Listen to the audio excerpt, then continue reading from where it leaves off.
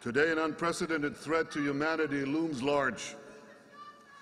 A radical Iranian regime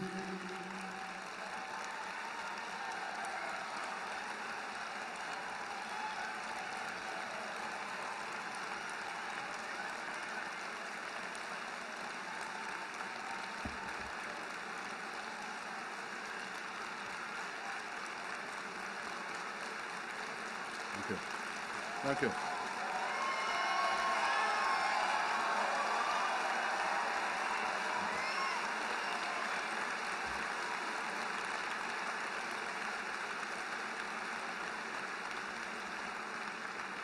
Thank you.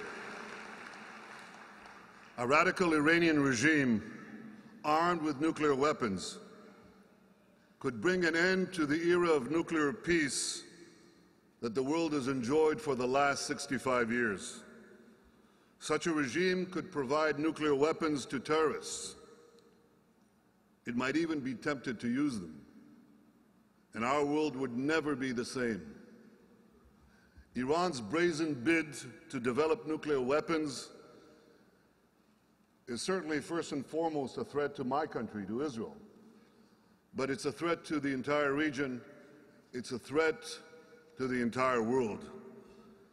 Israel thus expects the international community to act swiftly and to act decisively to thwart this danger. But we always reserve the right of self-defense.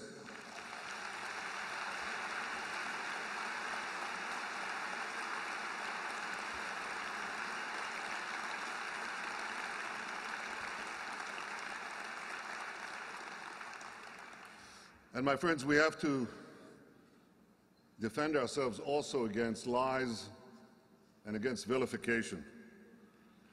Throughout our history, the slanders against the Jewish people always preceded physical attacks against us. In fact, they were used to justify those attacks. The Jews were called the well-poisoners of mankind, the fomenters of instability, the source of all evil under the sun. Unfortunately, as in the case of the physical attacks, these libelous attacks against the Jews did not stop with the creation of the State of Israel. It's true that for a time, overt anti-Semitism was held in check by the shame and the shock of the Holocaust, but only for a time. In recent decades, the hatred of the Jews has reemerged with increasing force, but with an insidious twist. It is not merely directed at the Jewish people. It's increasingly directed at the Jewish state. And in its most pernicious form, it argues that if only Israel did not exist, many of the world's problems would go away. Now, I want to be clear. This doesn't mean that Israel is above criticism. Of course not.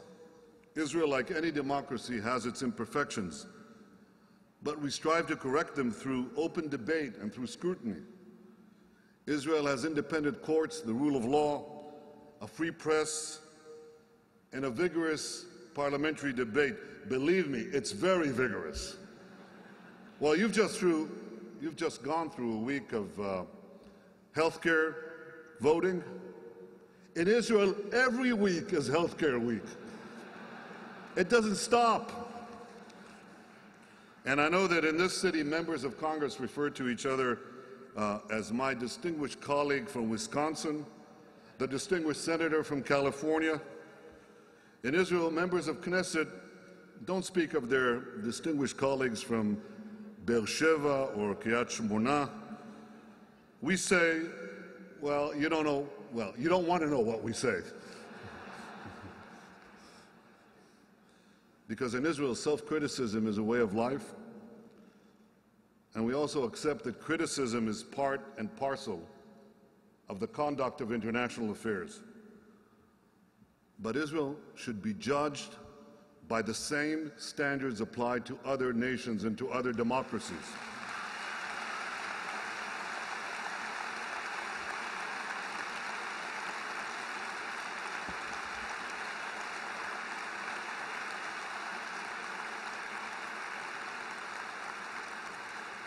Sometimes I think there's a triple standard. One standard for the dictatorships, a second standard for the democracies, and a third standard is a standard for Israel. We should be judged by one standard, and allegations made against the state of Israel must be grounded in fact.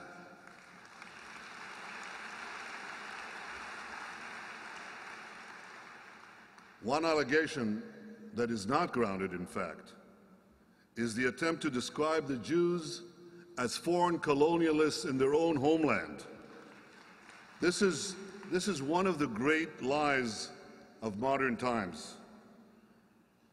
In my office, I have a signet ring that was loaned to me by Israel's Department of Antiquities. This ring was found right next to the Western Wall, but it dates back 2,800 years ago, 200 years after King David declared Jerusalem as our people's capital. Now, this ring is a seal of a Jewish official, and his name is inscribed on it, in Hebrew. The name is Netanyahu. Netanyahu ben Yoash. Now that's my last name. My first name, Benjamin, dates back 1,000 years earlier to Benjamin, the son of Jacob. One of Benjamin's brothers was named Shimon, which also happens to be the name of my good friend Shimon Peres, the president of Israel.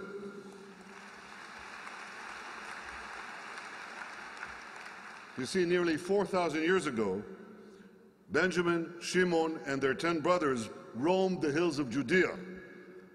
Ladies and gentlemen, the connection between the Jewish people and the land of Israel cannot be denied.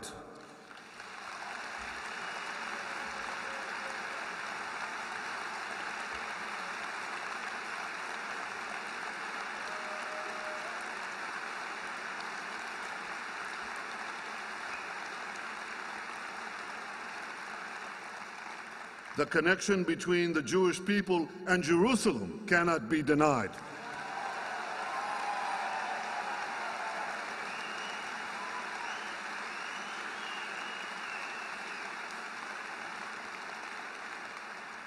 The Jewish people were building Jerusalem 3,000 years ago, and the Jewish people are building Jerusalem today.